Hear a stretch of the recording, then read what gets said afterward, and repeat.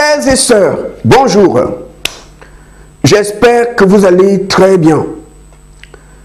Gloire à Dieu. Depuis qu'on parle du décès de notre sœur en Christ, Blanche Tunazi, vous avez remarqué, je n'ai pas fait de vidéo. J'ai préféré observer tout ça. Parce que la Bible dit que tout homme soit prompt à écouter, lent à parler, lent à se mettre en colère. C'est Dieu qui le dit. Maintenant qu'elle a été enterrée, je peux donner ici mon point de vue. Frères et sœurs, je peux vous dire que la seule personne qui est déçue de tout ce qu'on a fait là, c'est Jésus-Christ. On a fait tout, sauf la volonté de Jésus. Les gens sont venus un peu partout pour deux choses. Pour pleurer et pour soutenir Marcelo. Mais la volonté de Dieu est qu'on prêche la parole en toute occasion favorable ou non. Et il est écrit dans la Bible qu'il est mieux pour l'homme d'aller dans la maison du deuil que d'aller dans les maisons de fête.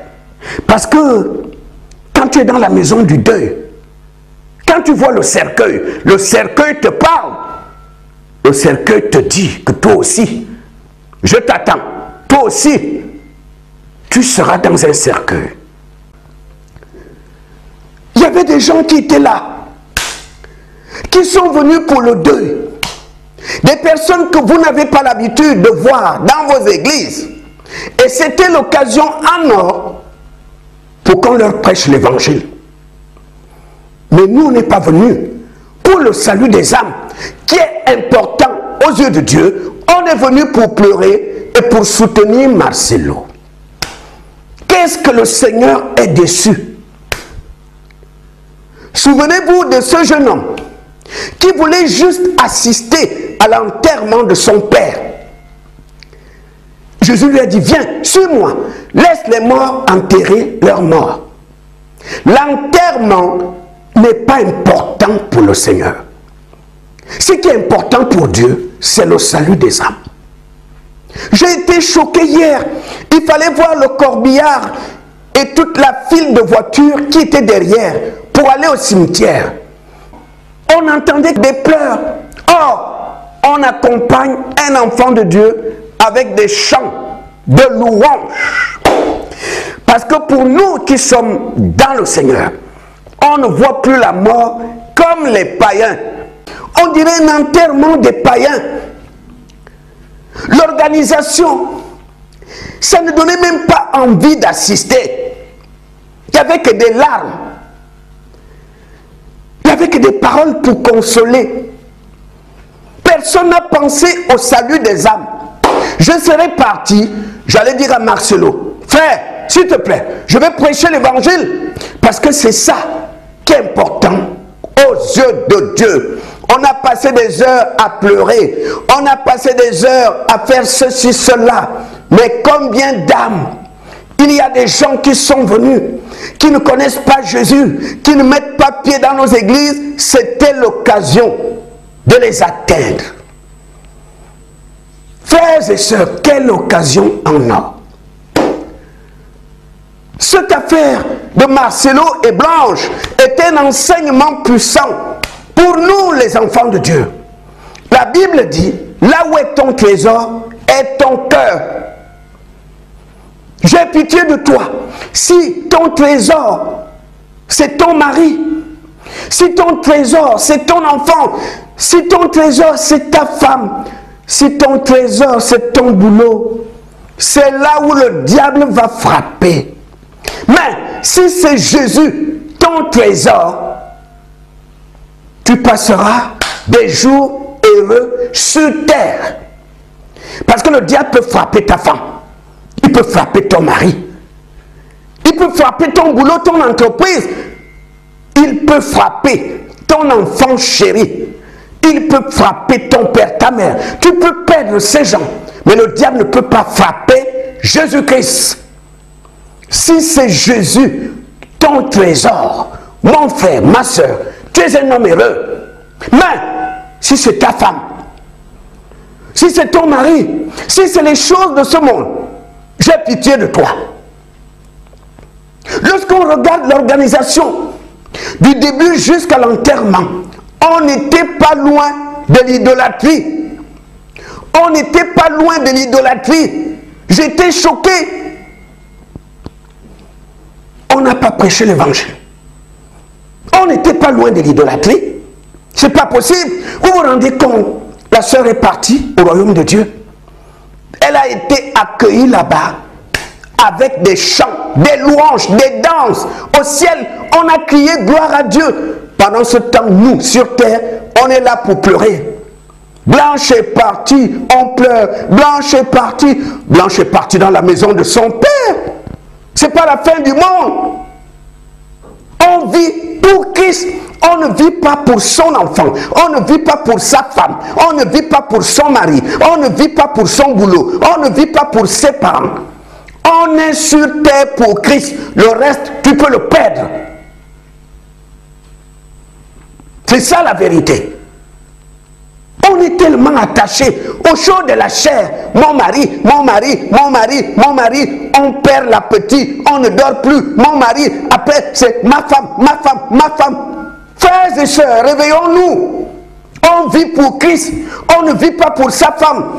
On vit pour Christ. On ne vit pas pour ses enfants. On ne vit pas pour son mari. On ne vit pas pour ses parents. Nous sommes sur terre pour Christ. Christ nous a rachetés. On appartient à Jésus. Notre vie ne nous appartient plus. On vit pour Christ. Jésus-Christ a dit attention.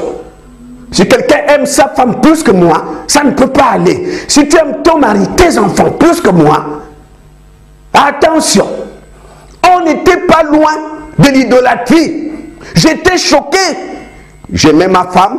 J'aime ma femme. Oh Seigneur. Quand on entend ça, tu as l'impression que c'est la femme qui occupait la première place dans le cœur. C'est ça le problème. On n'a pas géré ça pour la gloire de Dieu. Combien d'âmes ont été sauvées du premier jour jusqu'à l'enterrement? Et quand j'ai vu ces hommes politiques congolais, ces francs-maçons tourner autour du cercueil, j'étais choqué. On n'a même pas géré ça comme les enfants de Dieu doivent le faire. Quand Dieu prend l'un de nous, ça doit être accompagné. On n'entend que des chants de louanges, des cris de joie. Je vous fais un témoignage. Un membre de la famille était décédé. Il y avait du monde dans la salle et le cercueil était là au salon. Il y avait du monde. On entendait des pleurs de loin, les larmes, les cris. Quand j'arrive, j'ai pris la Bible et j'ai commencé à parler. Je leur ai dit, vous pleurez pour qui? Vous pleurez pour qui? Pour vous-même ou pour le mort? Le mort n'est plus parmi nous. Le mort est parti. Mais quelle est votre situation? Et je leur ai parlé de Jésus. Même les femmes qui pleuraient, silence. Les gens ne pleuraient plus. Tout le monde me regardait. Je leur ai dit, quelle est votre situation? Est-ce que vous êtes en règle avec Dieu? Mourir, c'est pas mauvais. Mais après, vous irez où? Frères et sœurs, jusqu'à ce jour, les gens en parlent. Les personnes qui pleuraient ont arrêté de pleurer. Et j'ai mis chacun devant ses responsabilités, devant son salut, qui était important, au lieu de pleurer. Oui, des hommes de Dieu ont exhorté Marcelo. Mais personne n'a prêché l'évangile pour des païens qui sont venus au deuil et que vous ne verrez pas dans vos églises. Quelle occasion en or! Ces gens ne viennent pas dans vos églises. Ils sont venus assister Marcelo. Ce sont des païens. C'est là qu'il fallait se lever. C'est là qu'il fallait parler de Jésus. C'est là qu'il fallait prêcher l'évangile et demander aux gens quels sont parmi vous ceux qui veulent donner leur vie au Seigneur. Blanche est partie. Nous ne sommes plus ici pour Blanche. Jésus au milieu de nous. Est-ce qu'il y a parmi vous ceux qui veulent se réconcilier avec leur Dieu? C'est ce que le Seigneur attendait. C'est ce qui était important pour notre Dieu, le salut des âmes. Parce que les païens qui sont venus au deuil sont retournés sans Jésus. Qu'est-ce qu'on a vu? Des larmes, des pleurs, des paroles de consolation. C'est tout. On a vu Marcelo assis, complètement brisé. Frère, tu ne vis pas pour Blanche, tu vis pour Jésus. Moi, j'étais un peu déçu. On n'était pas loin de l'idolâtrie. Frères et sœurs, on vit maintenant pour Jésus. Notre vie ne nous appartient plus. Nous ne sommes pas du monde. Jésus peut te prendre quand il veut. Tu n'appartiens plus à ton mari, ma soeur. Tu n'appartiens plus à ta femme, mon frère. Tu n'appartiens plus à tes enfants, à tes parents. Tu es la propriété privée de Jésus et Jésus seul. Il peut te prendre à tout moment quand il le veut. Qu'on n'attache pas beaucoup d'importance aux choses de la chair, parce que le jour où on va perdre ces choses, ce serait le ciel qui nous tombe sur la tête. Nous vivons pour Christ. À l'heure où je parle, Blanche est au royaume de Dieu. Elle est dans une gloire totale. Elle a maintenant un corps céleste. Elle est dans la fête, dans la joie. Au moment où je parle, elle est en train d'expérimenter une joie qu'elle n'a jamais eue lorsqu'elle était sur terre. Blanche a tenu ferme dans la foi jusqu'à la dernière seconde. Elle est rentrée dans la maison du Père. Ton jour, c'est pour bientôt. Tu es allé assister Marcelo, mais ton jour, toi qui m'entends, ton jour, c'est pour bientôt. Jésus-Christ est Seigneur. Nous devons être prêts. Là où ton cœur est attaché, là, tu vas perdre ça. Notre cœur doit être au ciel. Mais nous sommes tellement charnels qu'on est attaché aux choses de la chair. Quand on les perd, c'est la fin du monde. Je l'aime beaucoup. Elle est belle. Regardez comment elle est. Regardez comment elle est blanche. Moi, je l'aime. Je ne sais pas. Je ne peux pas vivre sans elle. Frère, tu vis pour Jésus. Tu ne vis pas pour Blanche. Tu vis pour Jésus. C'est pourquoi depuis que Blanche est partie, tu es brisé. Tu peux perdre Blanche, mais tu ne peux pas perdre Jésus. C'est pourquoi, frères et sœurs, nous devons vivre pour Jésus, parce qu'on ne peut pas le perdre. Quand tu vis pour Jésus, tu ne seras jamais brisé, parce que Jésus ne meurt pas. Quand tu vis pour Jésus, tu seras dans la paix, dans la joie, parce que Jésus est éternel. Mais si ton cœur est accroché, attaché à de la chair, à ta femme, à ton mari, à ton grand frère, à ton papa, ta mère, tu vas perdre un jour cette personne et tu seras brisé. Non, nous devons attacher notre cœur à Jésus. Jésus seul. Là où est ton trésor, sera ton cœur. Frères et sœurs, ton trésor est où? Toi seul peux répondre à la question. Quand la trompette va sonner, Blanche va sortir de la tombe avec un corps céleste et ensemble avec nous, on ira dans les airs.